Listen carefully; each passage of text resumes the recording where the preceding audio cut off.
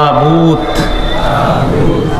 तालूत, जालूत, दाऊद।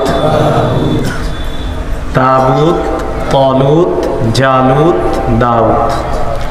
ताबूत ता আলিফ জবর তা বা ওয়াও, আর তালুত হলো ত আলিফ লাম ওয়াও। একটা হলো তাবুত আর একটা তালুত। এরপর হলো জালুত, দাউদ। মুসা আলাইহিস সালাতু ওয়াস সালাম তার বাহিনী নিয়ে ফেরাউন বাহিনী থেকে মুক্তি পাওয়ার পর আল্লাহ তাআলা যখন তাদেরকে উদ্ধার করলেন, হেফাজত করলেন, ফিলিস্তিন তখন আমালেকা সম্প্রদায় আছে একটা, ওই সম্প্রদায়ের দখলে। মুসা আলাইহিস সালাতু ওয়াস সালাম বনি ইসরাইল সম্প্রদায়কে বললেন,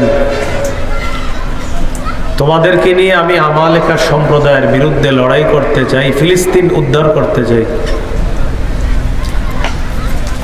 মুসা আলাইহিস সালাতু ওয়াস সালামের জাতি জবাব দিলেন, ইযহাব আনতা ওয়া রাব্বুকা ফাকাতিলা। আপনি যান আর আপনার আল্লাহ যান, গিয়ে জিহাদ করেন। আপনি আপনার রব গিয়ে জিহাদ করেন, আমরা জিহাদ করব না। মুসা আলাইহিস সালাতু ওয়াস সালামের জাতি জিহাদ না করার কারণে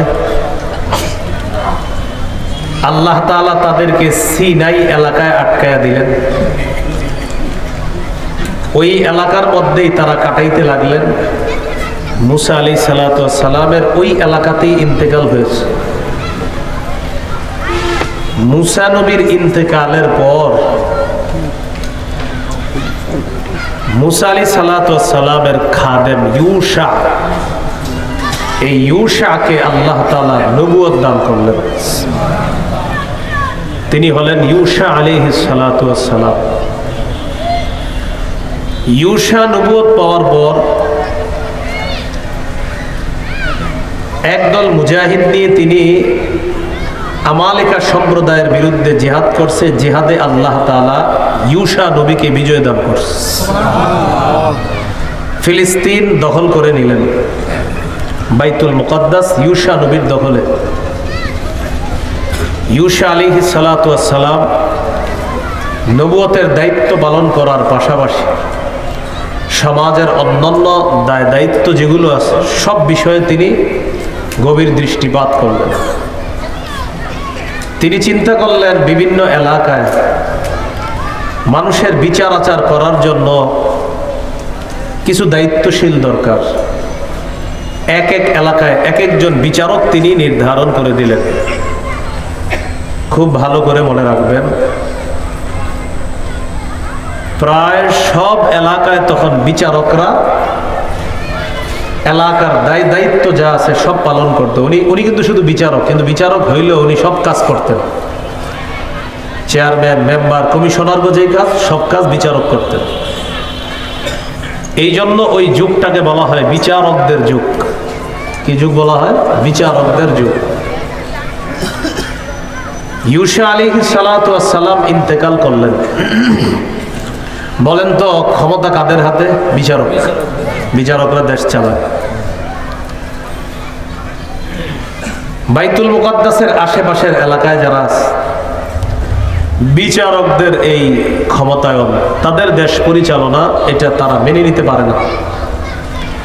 ক্ষণে ক্ষণে তারা ফিলিস্তিনের উপর হামলা চালায়, বাইতুল মুকাদ্দাসের উপর হামলা চালায়। এক পর্যায়ে ফিলিস্তিনের পাশে একটা সম্প্রদায় আছে, পৌত্তলিক সম্প্রদায়। কি? পৌত্তলিক সম্প্রদায়। এই পৌত্তলিক সম্প্রদায় একবার ফিলিস্তিনের উপর হামলা চালাইল, বাইতুল মুকাদ্দাসের উপর হামলা চালায় বিচারকদেরকে কাবু করে ফেলছে। এলাকা মোটামুটি দখল করার মতো অবস্থা হয়ে গেছে। বনি ইসরায়েলের একটা বরকতি জিনিস ছিল, এই বরকতি জিনিসটার নাম হলো তাবুত। কি নাম? তাবুত মানে একটা বাক্স। এই বাক্সের মধ্যে বরকতি জিনিস আছে। এটার মধ্যে মুসা আলাইহিস সালাতু ওয়াস সালামের স্মৃতি আছে, হারুন আলাইহিস সালাতু ওয়াস সালামের স্মৃতি আছে। এটার মধ্যে আল্লাহর পক্ষ থেকে সাকিনা প্রশান্তি আছে, আল্লাহর পক্ষ থেকে অসংখ্য অগণিত নেয়ামতে পরিপূর্ণ বরকতি একটা বাক্স, বরকতি একটা সিন্দুক, যেটাকে বলা হয় তাবুত। বনী ইসরাইল সম্প্রদায়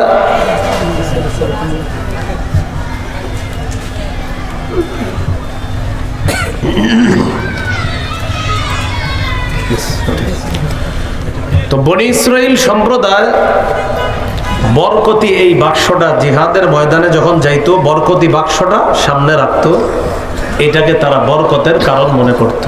তাহলে বাক্সটাকে কি বলা হয়? তাবুত। কি বলা হয়? তাবুত।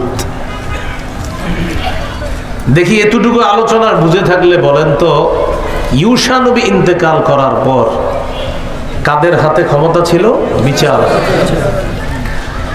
এই বিচারকদের মধ্যে একজন বিচারক ছিলেন, তার নাম ছিল শামউইল। কি নাম? আল্লাহ তাআলা ওই শামউইলকে নবুয়ত দান করছে। বলেন তো, বনী ইসরাইল যুদ্ধের ময়দানে বরকতি একটা জিনিস সামনে রাখতো, এটার নাম কি? তাবুত। পত্তলিকরা বাইতুল মুকাদ্দাসের উপর হামলা চালানোর পর যখন বাইতুল মুকাদ্দাসকে দখলে নিয়ে নেয়, তখন বনী ইসরাইলের ওই বরকতি বাক্সটাও ছিনতাই করে নিয়ে গেছে। তাহলে দেশ হারাইল, বরকতি বাক্স হারাইল। বলেন তো, বিচারকদের মধ্যে একজনকে আল্লাহ নবুয়ত দিয়ে দিলেন, তার নাম কি? শামউইল আলাইহিস সালাতু ওয়াস সালাম। শামউইল নবুয়ত পাওয়ার পর তখনও চারদিক থেকে জুলুম নির্যাতন চলতো। তিনি নবী হিসাবে যতটুকু দাওয়াত দিতেন, দায়িত্ব পালন করতেন, কিন্তু মানুষের জুলুম নির্যাতন তখনও বন্ধ হয়নি। বনী ইসরাইল জাতি শামউইল নবীকে বললেন, আপনি এক কাজ করেন,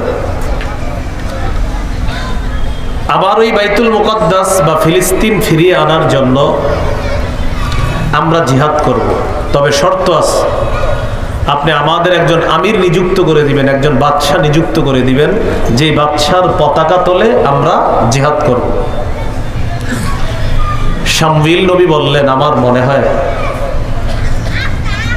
তোমাদের উপর জিহাদ ফরজ করা হলে তোমরা পিছনে হটবা। তারা জবাব দিলেন, অসম্ভব, আমাদেরকে আমাদের ঘর বাড়ি থেকে বের করে দেওয়া হয়েছে, আমরা কেন পিছনে হটব? বাস্তবিক অর্থেই দেখা গেল জিহাদ ফরজ করা হলো, বেশিরভাগ পিছনে হটলো, সামান্য কিছু মানুষ রয়ে গেল। কথা হলো, এখন জিহাদ ফরজ করবে, করার পর একজন বাদশার পতাকা তলে তারা লড়াই করবে। শামউইল নবীকে বললেন, আমাদের বাদশা কোথায়, যার পতাকা তলে আমরা লড়াই করব? শামউইল নবী আল্লাহর কাছে দোয়া করলেন, আল্লাহ একজন বাদশা নিযুক্ত করে দেন, যিনি আমিরত্বের দায়িত্ব পালন করবে, যিনি তাদের শাসক হবে, যিনি জিহাদের ময়দানে নেতৃত্ব দিবে, তার পতাকা তলে বনী